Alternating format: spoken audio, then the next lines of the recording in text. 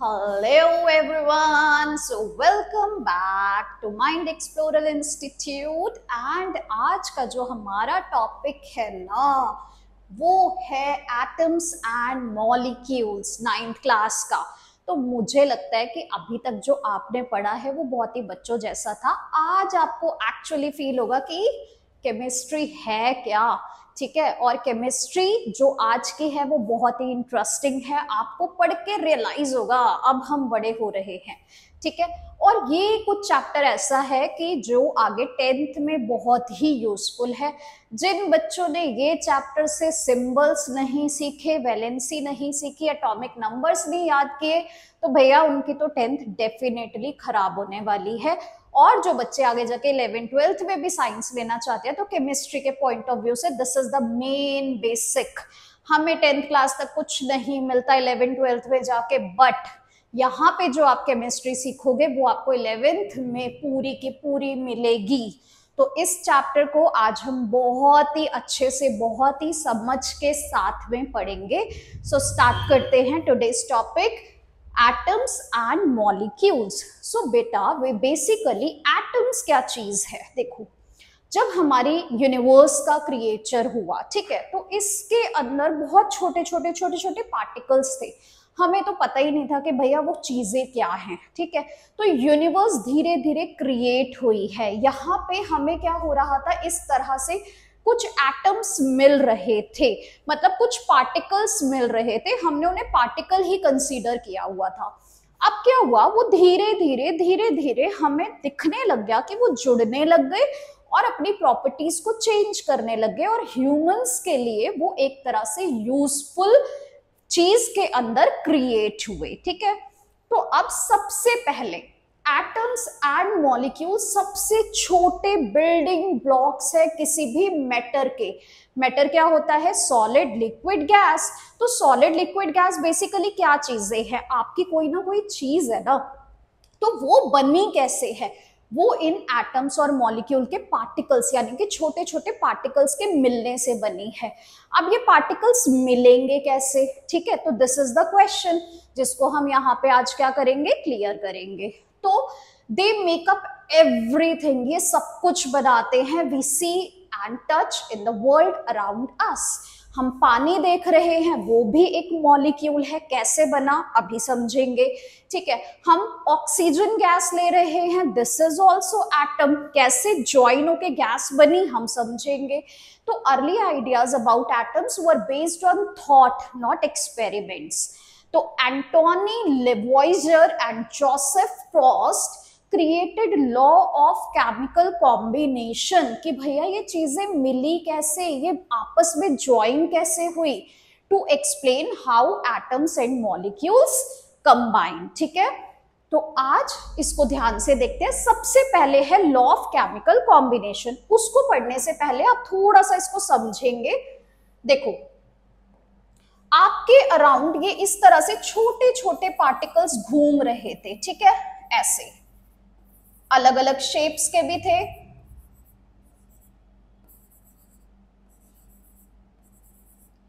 बहुत सारे इस तरह के पार्टिकल्स इधर उधर घूम रहे थे। अब क्या हुआ, जैसे आप मान के चलो एक स्कूल है, ठीक है, जिसमें रिसर्च टाइम होता है या सुबह असेंबली का टाइम होता है, तो सारे क्या होते हैं, ऐसे रैंडम चल के आ रहे होते हैं ना, इस तरीके से, कहीं कोई बच्चा है, कहीं कोई है, कहीं किसी टाइप का है, but they can make their row after the recess or the assembly start, ठीक है।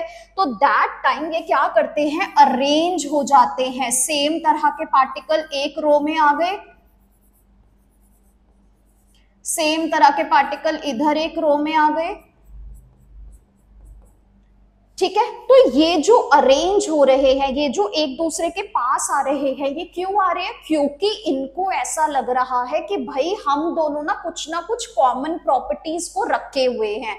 तो ये दोनों साथ साथ आ गए और इन्होंने अपना अरेंज कर लिया। ये वाली सारे कॉमन प्रॉपर्टीज के थे, तो ये एक साथ आ गए, ये एक साथ, ये एक साथ। तो ये क्या हो गया, सॉर्टेड हो गया। This is based on common chemical properties. अब क्या होगा, ये आपस में कंबाइन भी कर सकते हैं। अब आप क्लास के अंदर क्या होता है, बहुत सारे बच्चे होते हैं, बट आपकी सबसे तो अच्छी बॉन्डिंग नहीं हो जाती ना, आप एक लिमिटेड ग्रुप के साथ रहते हो। अब जो ग्रुप आप फॉर्म कर रहे हो 4 से 5 बच्चों का, आपके और उनके बीच में कुछ चीजें सिमिलर हैं, जैसे आपकी थिंकिंग मैच होती है उनके साथ, ठीक है, आपके थॉट्स उनके साथ मतलब मैच होते हैं, so you can make your group together. तो इस ग्रुप को कंबाइन होने के लिए आप कुछ रूल्स एंड रेगुलेशन बनाते हो, यार मेरी बात मत बताइयो, ठीक है, ये तेरा और मेरा सीक्रेट है आपस में, ये हमारे ही ग्रुप में रहना चाहिए। सो सेम लाइक दिस, यहाँ पे एटम्स अब ये फ्रीली घूम रहे हैं, ये पास पास आए, इन्होंने सेम टाइप क्या क्या कर लिया, ग्रुपिंग कर ली। नाउ अब ये क्या होंगे, आपस में कंबाइन होने शुरू हो जाएंगे बाय बॉन्डिंग बिटवीन देम। तो यहाँ पे सपोज टू बी कि ये ऑक्सीजन के थे, ये हाइड्रोजन के थे, ये सपोज टू बी नाइट्रोजन के थे, ये सपोज टू बी सोडियम के थे, ठीक है। तो ऑक्सीजन के 2 एटम्स जब मिल गए तो इन्होंने O2 गैस बना ली। सिमिलरली हाइड्रोजन के जब 2 मिल गए तो इन्होंने H2 गैस बना ली। तो ये गैसेस हमारे लिए यूजफुल हो गई ना, तो इनको बोलते हैं हम एटम्स। तो एटम्स जो होते हैं वो सेम एक दूसरे से कंबाइन करते हैं। अब कंबाइन करने के लिए यहाँ पे कुछ लॉज हैं जिनको अभी हम पढ़ रहे हैं। होल्ड ऑन, ठीक है। तो देखो, जब ये ऑक्सीजन, फ्री ऑक्सीजन हमारे यूज की नहीं है, बट जब ये ऑक्सीजन गैस बन गई तो ये पूरी लाइफ के लिए कितनी ज्यादा इंपॉर्टेंट गैस हो गई, ठीक है, इसके बिना हम नहीं रह सकते। सिमिलरली हाइड्रोजन गैस, ठीक है, नाइट्रोजन गैस, तो ये सब आपस में कंबाइन हो के बना रहे हैं। नाउ इसके बाद कंपाउंड्स भी बन जाते हैं, जैसे हाइड्रोजन एंड ऑक्सीजन, इनको क्या हो रहा है, मतलब 2 हाइड्रोजन आ गए और एक ऑक्सीजन आ गया। हमारे हाइड्रोजन के लिए क्या था, स्टार वाले, ये 2 स्टार आके एक इसके साथ कंबाइन हो गए, तो इन्होंने क्या बना लिया, H2O, दैट इज वाटर। ये भी हमारे लिए कितना इंपॉर्टेंट है ना। तो इस तरीके से ये कंबाइन हो रही है। तो दीज आर एटम्स, और जब 2 से ज्यादा एटम्स मिल जाते हैं तो वो क्या बन जाते हैं, मॉलिक्यूल्स। जैसे आपने एलिमेंट और कंपाउंड देखा था, तो इट्स सेम लाइक दैट, ठीक है। मॉलिक्यूल्स क्या होता है, बड़ा ग्रुप होता है एक तरीके का, ठीक है।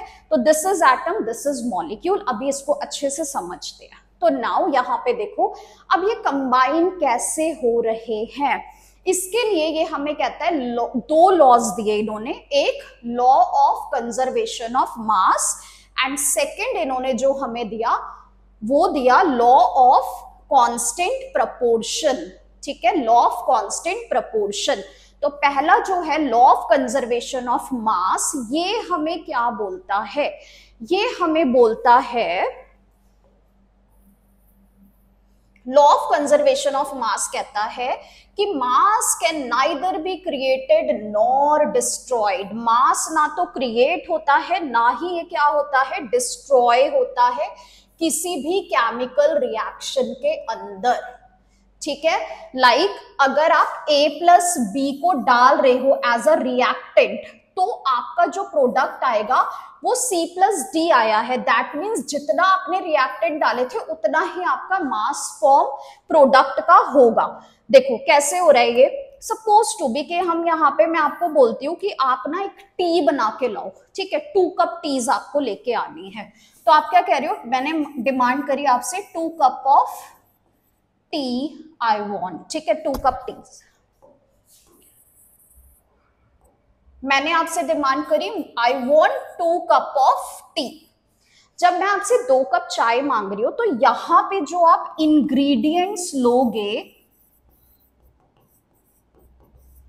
वो क्या क्या लोगे, पहला चलो वाटर ले लेते हैं, शुगर ले लेते हैं, या हनी, जो भी व्हाटएवर यू वांट। देन आप टी लीव्स लोगे, कोई ना कोई फ्लेवरिंग एजेंट डालोगे, ठीक है, एंड 5th आप क्या डालोगे, अपना मिल्क डालोगे। तो water, milk, sugar, tea leaves flavouring agent. तो यहाँ पे देखो आपको 2 कप बनाने हैं, तो इसमें क्या मैं 2 ही कप वाटर लूंगी, इसमें क्या मैं 2 ही कप, चाय आती है ना बनानी, प्लीज अगर नहीं आती तो एटलीस्ट देख के सीख जाओ, चाय वाले बहुत फेमस है आजकल, ठीक है। तो देखो वाटर हम इसमें 2 कप तो नहीं लेंगे ना, यहाँ पे हम वाटर कितना ले लेंगे, 1 कप वाटर ले लेंगे, ठीक है। शुगर भी same like that, 1 table spoon sugar ले लिया, टी लीव्स भी 1 टेबल स्पून ले लिया, फ्लेवरिंग एजेंट भी कोई 1 या हाफ टी स्पून ले लिया, एंड मिल्क आप अगेन 1 कप ले रहे हो। तो अगर आप ऐसी मेजरमेंट्स रखोगे, ठीक है, इस तरह की ही मेजरमेंट्स रखोगे, तो क्या होगा, आपकी 2 कप ही चाय बनेगी। अगर आपने 2 कप पानी ले लिया, ठीक है, और उसके बाद आपने फिर से उसके अंदर 1 कप दूध डाला, तो वो 3 कप्स के इक्वल हो जाएगा, यानी कि वहां क्वांटिटी चेंज हो जाएगी। तो अगर मुझे 2 कप चाहिए तो मैं चीजें भी, यानी कि ये जो रिएक्टेंट्स हैं, मैं उसी के अकॉर्डिंग ऐड करूंगी। तो जितने रिएक्टेंट्स हम डालेंगे उतना ही प्रोडक्ट हमें मिलेगा, ठीक है। तो अब यहाँ पे देखो, अब ये चीज आपको समझ आ गई, this is your law of conservation of मास। तो हम जितना भी रिएक्टेंट डालते हैं उतना ही प्रोडक्ट हमें मिलता है, ठीक है, क्लियर है। तो this is your law of conservation of mass. Next ये देखो, हमने यहाँ पे क्या बनाया, इस तरह से मिथेन बनाया, जिसमें 4 कार्बन के मॉलिक्यूल्स और एक बीच में हाइड्रोजन का एक कार्बन का मॉलिक्यूल और उसके साथ में 4 हाइड्रोजन के मॉलिक्यूल्स लगे, तो मिथेन गैस बन गई। सिमिलरली 2 ऑक्सीजन मिले तो क्या बन गया, वो ऑक्सीजन गैस बन गई। एंड यहाँ पे आपको देख रहे हो कार्बन डाइऑक्साइड, तो 1 कार्बन 2 ऑक्सीजन, ठीक है। इधर देखो हाइड्रोजन, हमने वाटर बनाया, तो वाटर के लिए 2 हाइड्रोजन 1 ऑक्सीजन, मैंने आगे 2 लगा दिया। इस 2 का मतलब है ये 2 मॉलिक्यूल्स ऑफ वाटर मैं यहाँ पे ले रही हूं। मॉलिक्यूल्स का मतलब क्या हो जाता है, कितने कप्स, एंड उसके अंदर जो चीज है आपकी, दैट इज एटम्स। तो कितने आप एटम्स के कंबाइंड फॉर्म को ले रहे हो, दैट इज योर मॉलिक्यूल, ठीक है। तो ध्यान से समझो इसको। तो नाउ यहां पे ये कहता है कि आपने क्या किया, मिथेन और ऑक्सीजन को कंबाइन किया, मिथेन का कुछ ये आया, ये अभी हम आगे सीखेंगे, आप इस पे इतना ज्यादा वो मत करो। यहाँ पे 80 ग्राम्स हुआ टोटल, और ये मिलके इसने कार्बन डाइऑक्साइड और वाटर बनाया, that is also equal to 80 grams. तो जितना रिएक्टेंट डाला उतना ही हमें क्या मिल रहा है, प्रोडक्ट मिल रहा है। This is your law of conservation of mass. Second हमारा आता है लॉ ऑफ कॉन्स्टेंट प्रपोर्शन। देखो अगर हमें लॉ ऑफ कांस्टेंट प्रपोर्शन पता चल जाए, तो हमें किसी भी क्वांटिटी में चीज मिल जाए, हम उसको एग्जैक्टली वैसा ही बना देंगे जैसे वो पहले बनी हुई थी। जैसे मैं यहाँ पे आपको एग्जाम्पल पहले देती हूँ, अच्छा सा, किसका एग्जाम्पल दें हम आपको, चलो हल्दीराम्स खाया हुआ है, हल्दीराम्स की कोई भी चीज खाई हुई है आपने, तो आप क्या देखते हो, या फिर कोई बहुत ही फेमस बेकरीज हैं या फिर बहुत ही फेमस रेस्टोरेंट्स हैं जिनके आगे लिखा होता है सिंस 18 समथिंग, सिंस 1950s, मतलब वो तब से चले जा रहा है। उनकी एक स्पेशलिटी होती है, दैट इज कि उनकी quality is same the through out, ठीक है। उनकी क्वालिटी में कोई कॉम्प्रोमाइज नहीं हो रहा, आज भी उनकी चीजों का टेस्ट वैसा ही है जैसा इतने साल पहले मिलता था। तो वहां पे वो लोग क्या फॉलो कर रहे हैं, अब ऐसा तो नहीं है ना कि भैया वो जो एक बंदा जिंदा था 1958 में, वो बंदा आज 2025 में भी जिंदा है, ऐसा तो नहीं हो सकता, डेथ हो गई होगी। बट ये लोग क्या करते हैं, अपना एक फॉर्मूला देके चले जाते हैं। मतलब सपोज टू बी कि कोई एक स्वीट बनती है, वो स्वीट का टेस्ट पहले भी ऐसा था और आज भी ऐसा है, वो उनकी क्या है, एक ब्रांडिंग चीज है। तो अब क्या होता है कि वो वहां पे वो स्वीट बनती है, ठीक है, आप हर बार खाने जाते हो आपको सेम टेस्ट की मिलती है, वो कोई कॉम्प्रोमाइज नहीं होता, और आपको कभी कुछ कमी होगी तो फटाफट पता चल जाएगा यार ये इस बार ऐसी नहीं है जैसी पहले हुआ करती थी, ठीक है। तो हम बहुत जल्दी जजमेंट कर लेते हैं। अगर हम वही चीज अपने घर में बनाते हैं, एक बारी बनाई, अगली बार दोबारा बनाई, फिर दोबारा बनाई, हर बार टेस्ट में वेरिएशन होगा।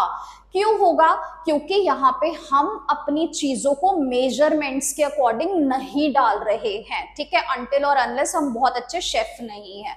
तो यहाँ पे देखो क्या करते हैं, सपोज टू बी कि वो जिस भी चीज को जिस भी मेजरमेंट से, मान के चलो कि हम ये ले लेते हैं कि हल्दीराम्स के छोले भटूरे, ठीक है, या हल्दीराम्स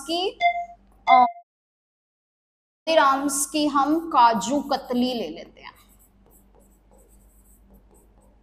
ठीक है, हल्दीराम्स की काजू कतली मतलब एकदम बहुत अच्छी होती है। तो अब यहाँ पे देखो, जब वो काजू कतली बननी थी ना, तो इसके लिए इन्होंने एक मेजर्स लिख दिए, मतलब कि अगर आप 100 kg स्वीट बना रहे हो तो उसमें क्या क्या चीजें कितनी कितनी डालनी है, काजू कितना डालना है, ठीक है, मिल्क पाउडर कितना डालना है, वगैरह वगैरह, शुगर कितनी डालनी है, ये सब वो लिख के चले गए हैं, ठीक है। तो उन्होंने एक अपना फॉर्मुलेशन दे दिया। अब क्या होगा, कोई भी आ जाए, ये हमें पता है ना क्वांटिटी, हम 100 kg के हिसाब से उतनी उतनी चीजें डाल लेंगे, तो हमारी वो वैसी की वैसी ही क्या होगी, बन जाएगी। तो this is your law of constant proportion. अब यहाँ पे हमने क्या किया, यहाँ पे हमने अपना बनाया है वाटर मॉलिक्यूल। क्या बनाया? Water molecule. वाटर मॉलिक्यूल बनाने के लिए मुझे हमेशा हमेशा मुझे क्या करनी पड़ेगी, हाइड्रोजन के 2 मॉलिक्यूल्स लेने पड़ेंगे और ऑक्सीजन का 1 मॉलिक्यूल लेना पड़ेगा, ठीक है, हाइड्रोजन के 2 एंड ऑक्सीजन का 1 लेना पड़ेगा। तो मैं यहाँ पे क्या करूंगी, हाइड्रोजन, ये देखो H2O बनाना है अगर आपको, तो ये कैसे बना है, H2+O2, ठीक है। इसको फिर हम क्या कर देते हैं, बैलेंस कर देते हैं। यहाँ पे हाइड्रोजन तो 2 है, बट क्या यहाँ पे ऑक्सीजन 2 है? नहीं। तो इसको 2 करने के लिए हमें आगे लगाना पड़ेगा, जिससे ऑक्सीजन क्या हो गया, 2, तो ऑक्सीजन 2 हो गया, बट हाइड्रोजन क्या हो गए, 2 2 जा 4, तो यहाँ पे हमें इसको भी 4 करना पड़ेगा, इसीलिए मैंने 2 लगा दिया, 2 2 जा 4। तो दिस इज योर इक्वेशन। तो अगर मुझे चीज पता है कि मुझे हर बार वाटर इतना ऐसा बनना है, तो मैं हमेशा 2 मॉलिक्यूल्स ऑफ हाइड्रोजन गैस लूंगी और इस तरह से 1 मॉलिक्यूल ऑफ ऑक्सीजन गैस, तो हमेशा मेरा वाटर बन जाएगा। एंड अगर आपने इसमें चेंजेस कर दिए तो आपकी वो वाटर की फॉर्म नहीं बनेगी लिक्विड वाली, वो कुछ और ही बन जाएगी, ठीक है।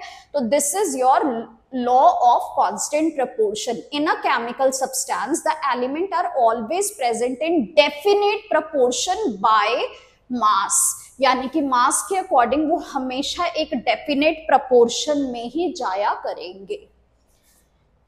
Got it? चलो जी। तो यहाँ पे क्या है, जैसे मान लो, अब आपको एक चीज और ध्यान से समझनी है। यहाँ पे हमने वाटर बनाया, ठीक है, ये यहाँ पे कुछ कह रहा है ना आपको, प्रपोर्शन बाय मास। इसका क्या मीनिंग है कि जब भी हमें वाटर बनाना है तो उसके लिए हमेशा 2 हमें क्या चाहिए, मॉलिक्यूल्स ऑफ हाइड्रोजन गैस चाहिए और 1 मॉलिक्यूल ऑफ ऑक्सीजन गैस चाहिए। इसका मतलब कि यहाँ पे आप 2 इंटू हाइड्रोजन का जो मॉलिक्यूलर मास होता है वो होता है 1 ग्राम, ठीक है, तो ये हो जाएगा 2, और यहाँ पे जो ऑक्सीजन है वो 1 ही है, जिसका होता है 16 ग्राम्स, तो ये हमेशा 18 ग्राम्स आएगा। तो अगर मैं यहाँ पे बोलूं कि 1 मॉलिक्यूल ऑफ वाटर में कितना कितना हाइड्रोजन और ऑक्सीजन जाएगा, तो 1 मॉलिक्यूल ऑफ वाटर बनाने के लिए 2 ग्राम्स आपका हाइड्रोजन एंड 16 ग्राम आपका ऑक्सीजन लगेगा, तो हमेशा 1 मॉलिक्यूल ऑफ वाटर बन जाएगा। इसी को ही अगर मैं बोल दूं 2 मॉलिक्यूल्स करना है, तो आप इसको डबल डबल कर दो, 4 ग्राम्स और ये 32 ग्राम्स, तो उसके हिसाब से आ जाएगा। अब हम इससे हम बाय कांस्टेंट प्रपोर्शन भी देख लेते हैं। लाइक H2O में 2 एटम्स हमारे हाइड्रोजन के हैं, ऑक्सीजन का 1 है। हाइड्रोजन का जो मास होता है वो 1 ग्राम है, उसका 16 है, तो वो 2/16 यानी कि 18 ग्राम्स आ गया था। तो अब प्रपोर्शन के लिए हम देखो 2/16 करेंगे तो ये 1:8 आ जाएगा। तो ये कांस्टेंट प्रपोर्शन हो गया ऑलवेज 1:8 फॉर H2O। तो आप हमेशा अब इसको यही लेके चल सकते हो, ठीक है। तो आपको 1:8 के अमाउंट में ही चीज़ों को ऐड करना है, आप जितनी भी क्वांटिटी इसकी ले लो। सिमिलरली अगर हम देखें तो अब NH3 के लिए है, ठीक है। तो NH3 में देखो क्या होता है, नाइट्रोजन जो है वो हमारा 1 एटम है, हाइड्रोजन हमारे 3 एटम्स है। नाइट्रोजन का एटॉमिक मास 14 ग्राम्स होता है, हाइड्रोजन का हमारा 1 ग्राम होता है। तो ये आ जाएगा 3 ग्राम्स और नाइट्रोजन के लिए आ जाएगा 14। तो अगर अब मैं इसकी रेशियो देख रही हूँ तो वो क्या आ रही है हमारी 14:3, यानी कि अब हमारा जो हो जाएगा अमोनिया के लिए वो 14:3 ऑलवेज फिक्स हो जाएगा। तो जब भी हमें अमोनिया बनाना है तो 14 के उसमें हमें लेना है नाइट्रोजन और 3 के अकॉर्डिंग हमें हाइड्रोजन लेना है। तो अगर हमें एक फॉर्मूला पता चल जाता है तो हम उसको हमेशा फॉलो करके सेम प्रोडक्ट्स बना सकते हैं। This is your law of constant proportion and this is very important. So law of chemical combination में आप ये दोनों करोगे और एनसीईआरटी में आपके फर्स्ट और सेकंड क्वेश्चन बैक एक्सरसाइज में है इसका, तो उसको भी हम ध्यान से कर लेंगे, ठीक है।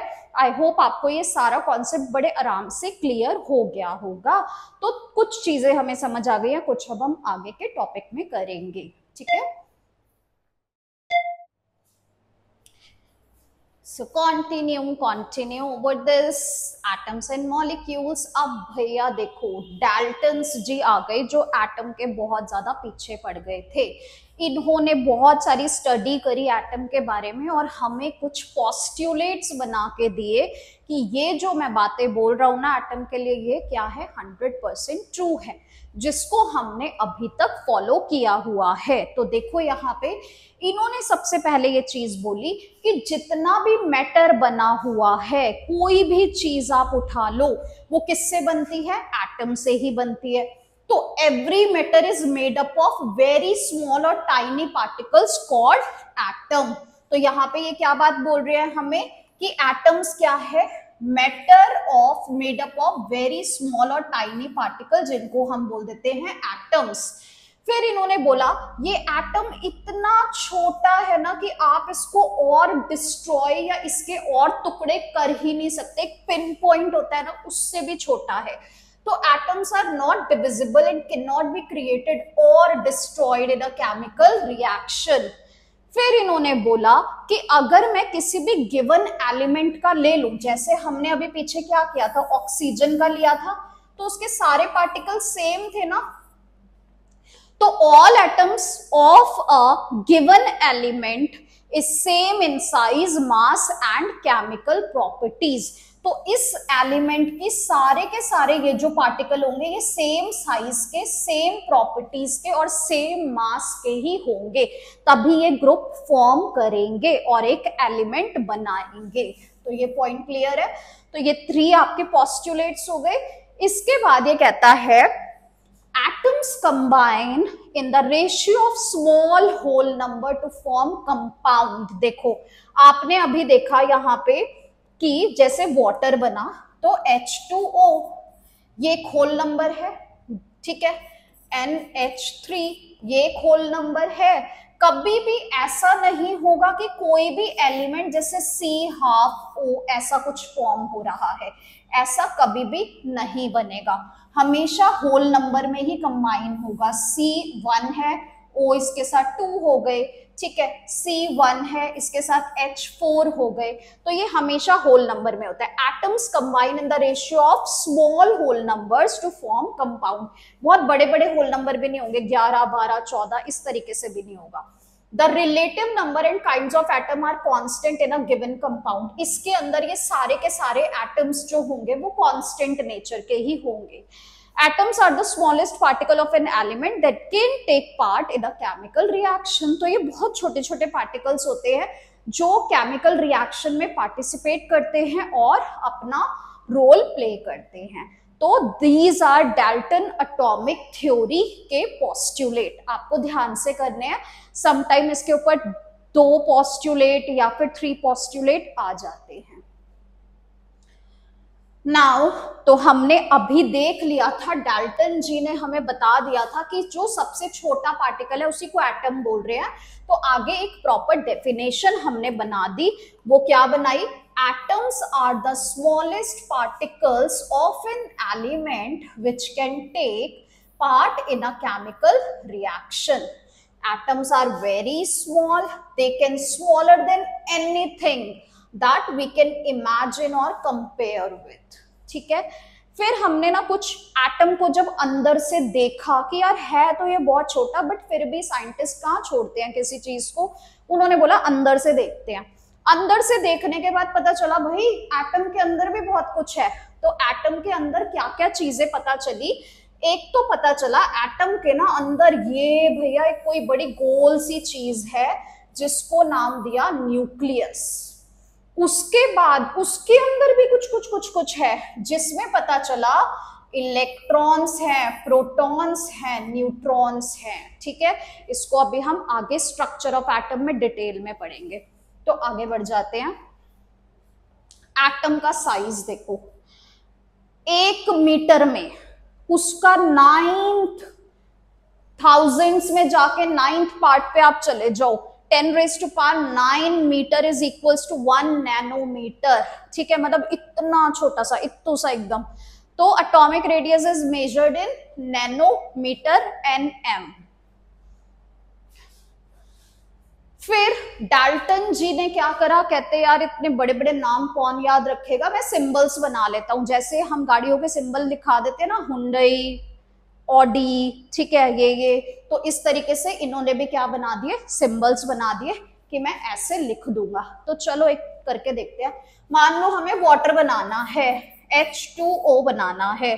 तो H2O के लिए अगर हम सिंबल यूज करें वैसे जस्ट टाइम पास, ठीक है, तो हाइड्रोजन ये रहा, 2 लेने थे और इसको एक ज्वाइन करना है। तो कहते ये देखो, मुझे तो ये टेडी बियर सा लग रहा है, बस इसके यहाँ पे मुंह बना दो।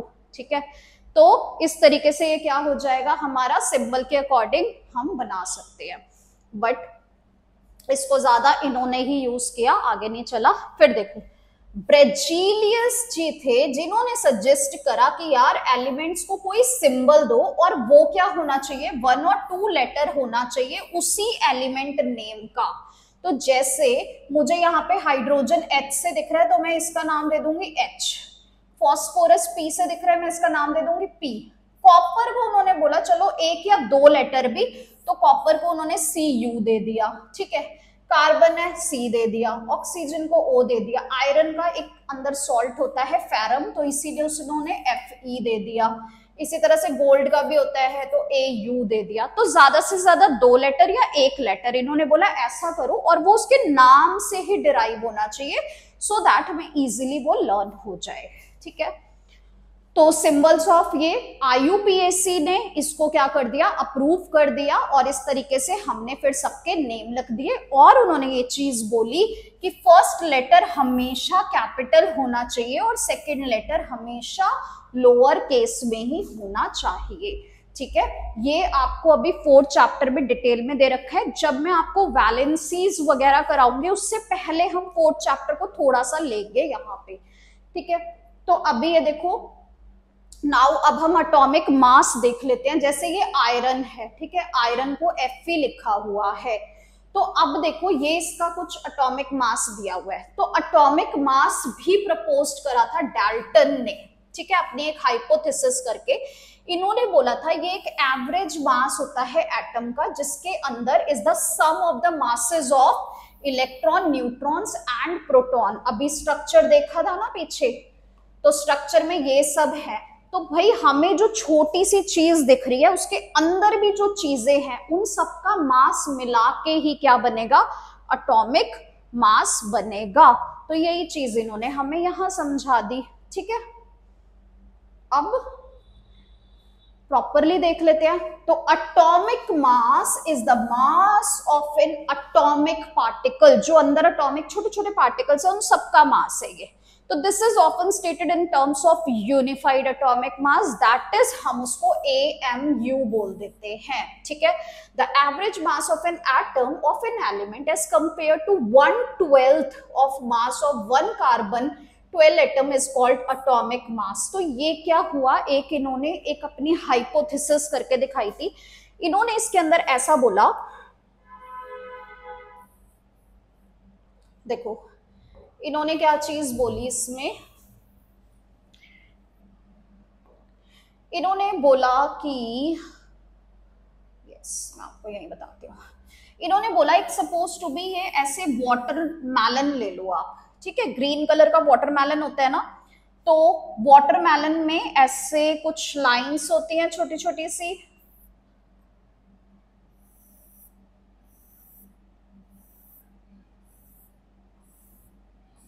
बाहर से देखते हैं तो, ठीक है। अब इन्होंने बोला कि ये जो एक पूरा का पूरा है ना, सपोज टू बी कि इसका पूरे का मास 12 ग्राम्स आ रहा है, तो अब इसके अंदर जो ये टोटल इसके पार्ट्स हो सकते हैं वो कितने हो सकते हैं, 1 2 3 4 5 6 7 8 9 1 2 3 4 5 6 7 8 9 10 11 हो गया ना, एंड 12। तो अब आप इसको मैक्सिमम 12 पार्ट्स में ही डिवाइड कर सकते हो। ये कार्बन का इन्होंने एग्जाम्पल लिया, जिसका इन्होंने लिया कि 12 ग्राम उसका मास होता है। सो आप क्या कर रहे हो, उसका एक पार्ट ले रहे हो, तो इसका 1 पार्ट किसमें से, 12th में से। This is the atomic mass of 1 carbon atom, ठीक है, that is clear to you, okay. Molecules क्या होते हैं, एटम थी सबसे छोटे, ग्रुप टुगेदर एक एलिमेंट बना लिया, ठीक है। अब देखो it is the smallest particle of an element. अब एलिमेंट का जो सबसे स्मॉलेस्ट पार्ट है या कंपाउंड का, उसे हम बोल देते हैं मॉलिक्यूल। तो अब यहाँ पे जो मॉलिक्यूल है आपका वो क्या हो गया, of an element constituent the same type of atoms। वो क्या constituent करेंगे, same type of atoms को, ठीक है। तो बेसिकली अगर मैं बोल रही थी कि जैसे ये दो हैं, ठीक है, तो these are two molecules of, जैसे CH4 ले लो, ठीक है, या हाइड्रोजन, तो हम यहाँ पे जो आगे लगा रहे हैं ना, जैसे मैंने ये लगाया 2H2O, तो दिस 2 इज योर मॉलिक्यूल। ये रिप्रेजेंट कर रहा है दो वाटर के मॉलिक्यूल्स हमने लिए हैं, ठीक है। मॉलिक्यूल में be monoatomic, diatomic and polyatomic. In molecule of compounds, atoms of different element join together in a definite proportion and constituent a different type of atoms. तो जैसे water ही बोला, तो वाटर के अंदर क्या है, दो तरह के एलिमेंट ज्वाइन टुगेदर हो रहे हैं और एक डेफिनेट प्रोपोर्शन में ही हो रहे थे। 2 ग्राम प्लस 16 ग्राम्स, हमेशा यही प्रोपोर्शन रह रहा था ना, तो इस तरह से ये प्रेजेंट हो सकते हैं। तो अब यहाँ पे देखो कुछ आपको ये दे रखा है, जैसे अगर मैं सिर्फ आर्गन ले रही हूं तो दिस इज मोनोएटॉमिक, एक ही है। फिर मैंने हीलियम लिया, ये भी मेरा क्या है, मोनो। ऑक्सीजन गैस 2 लगा होता है, इसीलिए diatomic. Hydrogen gas di, nitrogen di, chlorine di and P4, ठीक है। फॉस्फोरस 4 से होता है तो टेट्राटॉमिक, और जिसमें 3 से या 4 से ज्यादा हो जाते हैं तो उन्हें बोल देते हैं पॉलीएटॉमिक। इसमें आपको ये पूछ लेते हैं तो आपको ये ध्यान से कर लेना है, give 2 example of diatomic, polyatomic और मोनोएटॉमिक। तो आप डायटोमिक में ऑक्सीजन, ये याद रख लो, ठीक है, polyatomic and this is your monoatomic, ठीक है। तो इनको आप याद रखोगे। एटॉमिसिटी की भी डिफाइन समटाइम्स पूछी जा सकती है। The number of atoms in a molecule define it's atomicity. Next is your molecule and its structure. So it's simple. Molecules are groups of 2 or more atoms that are held together by chemical bonds.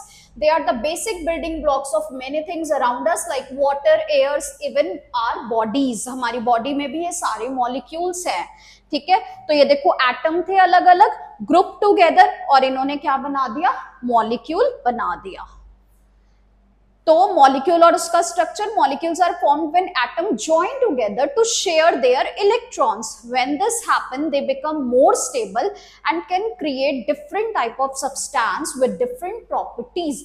जैसे देखो oxygen अकेले जब था तो वो इतना stable नहीं था, वो बहुत वीक था, बट उसको जब एक और ऑक्सीजन ने आके ले लिया तो ये गैस बन गई और ये क्या हो गई, समवॉट स्ट्रॉन्ग हो गई, स्टेबल हो गई. तो ये एक दूसरे से अपने इलेक्ट्रॉन्स वगैरह को शेयर, क्योंकि एटम के अंदर क्या है, छोटे छोटे इलेक्ट्रॉन्स वगैरह ही तो है, न्यूट्रॉन प्रोटॉन इलेक्ट्रॉन्स, तो ये इसको भी शेयर करते हैं और क्या बना लेते हैं, एक मॉलिक्यूल बना लेते हैं. तो यहाँ पे आपको वही दे रखा था, 2 हाइड्रोजन 1 ऑक्सीजन मिलके इन्होंने वाटर मॉलिक्यूल बनाया था इस तरीके से, जो कि हमारे लिए बहुत एसेंशियल है. तो ये ऐसे ऐसे सब्सटेंसेस बनाते हैं जो हमारे लिए इंपॉर्टेंट भी होते हैं. कॉमन मॉलिक्यूल्स वही है सारे, 2 ऑक्सीजन मिल गए, ठीक है. यहाँ पे कार्बन डाइऑक्साइड कैसे बना, 2 O2 और 1 C मिल गया तो कार्बन डाइऑक्साइड बन गया. Carbon dioxide is your CO2, ठीक है.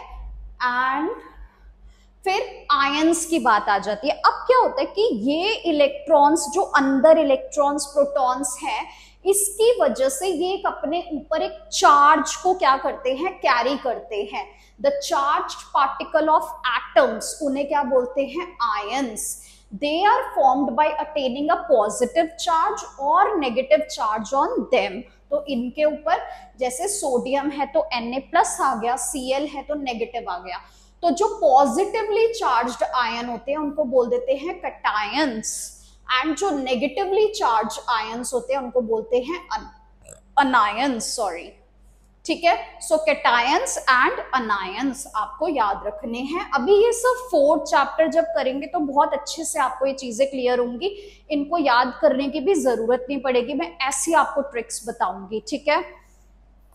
So little more patience please. आज आप इतना ही अच्छे से करेंगे. नेक्स्ट में हम बहुत ध्यान से देखेंगे कि ये आयंस कैसे आते हैं, कैसे ये चार्ज्ड हो जाते हैं, वैलेंसी क्या होती है, और उसके बाद केमिकल फॉर्मूले, जो कि बहुत बहुत बहुत ज्यादा इंपॉर्टेंट है इस चैप्टर के अंदर, ठीक है. Thank you for watching. I hope आपको समझ आया होगा, और प्लीज बहुत अच्छे से समझना, ये वेरी इंपॉर्टेंट चैप्टर है. नाउ अब आपकी केमिस्ट्री एक अच्छे लेवल पे जा रही है, ठीक है. Okay, bye bye.